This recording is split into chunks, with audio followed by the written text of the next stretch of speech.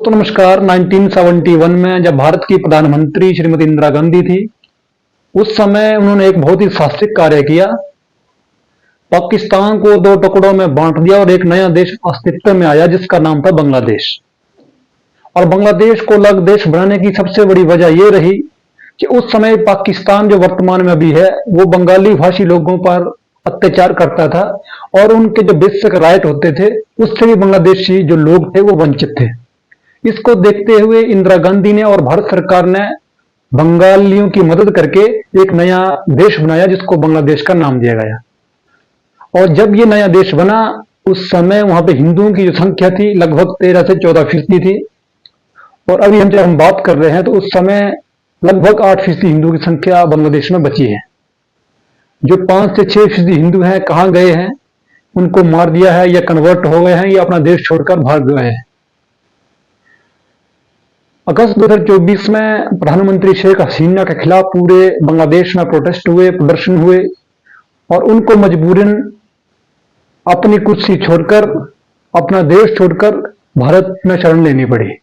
और भारत आपको पता कि ऐसा देश है जो भी पूरी दुनिया से प्रताड़ित किसी भी धर्म के लोग होते हैं, जब वो अपने देश में सुरक्षित नहीं होते हैं तो एक भारत ही ऐसा देश है जो हरेक धर्म के लोगों को यहाँ पे शरण देता है।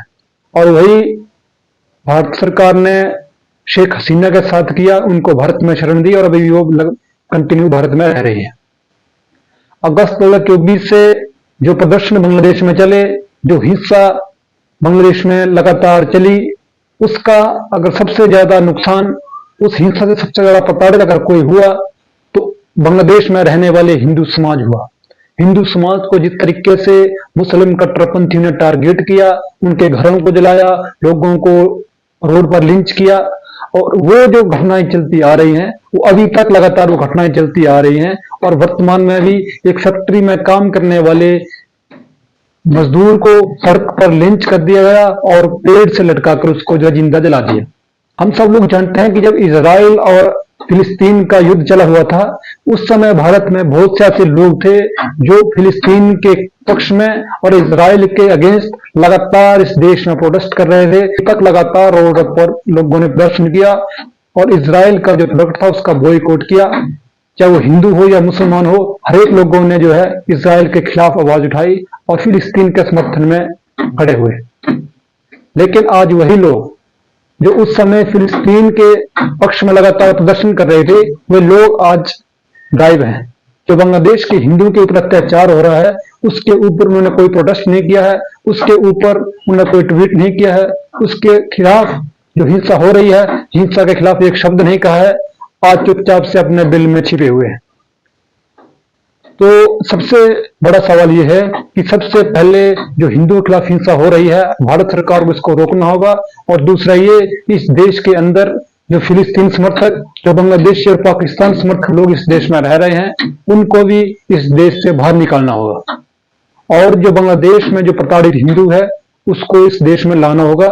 सबसे पहले जो बांग्लादेश और पाकिस्तान के सिंपैथाइजर इस देश में बैठे हुए हैं उनको इस देश से बाहर निकालना होगा और जो हिंदुओं को मोदी सरकार को बचाना होगा, क्योंकि अंदर में मोदी सरकार है और लोगों को ये आस रहती है कि अगर हिंदू के पक्ष में कोई आवाज उठा सकता है तो भारत सरकार है, इसके अलावा कोई भी हिंदुओं के पक्ष में आवाज नहीं उठाता है। तो मुझे लगता है कि मोदी सरकार को इस मुद्दे पर, बांग्लादेश के जो मुद्दा चला हुआ अभी लगा फिलहाल में जो बांग्लादेश का मुद्दा चला हुआ है, जो क्राइसिस चला हुआ है, उसमें जो है इंटरवीन कर जो हिंदुओं की सुरक्षा की जो है जिम्मेवारी लेनी होगी। या तो जो कार्य 1971 में इंदिरा गांधी ने किया था वही कार्य प्रधानमंत्री नरेंद्र मोदी को अभी करके देश के दो टुकड़े करके एक नया हिंदू देश बांग्लादेश को तोड़कर बनना चाहिए ताकि उस देश में हिंदू सुरक्षा से रह सके। आप लोगों की राय क्या है आप कमेंट बॉक्स में बता सकते हैं। मिलते हैं दोस्तों नेक्स्ट वीडियो में, तब तक सभी का बहुत बहुत धन्यवाद। नमस्कार, जय हिंद, जय श्री राम।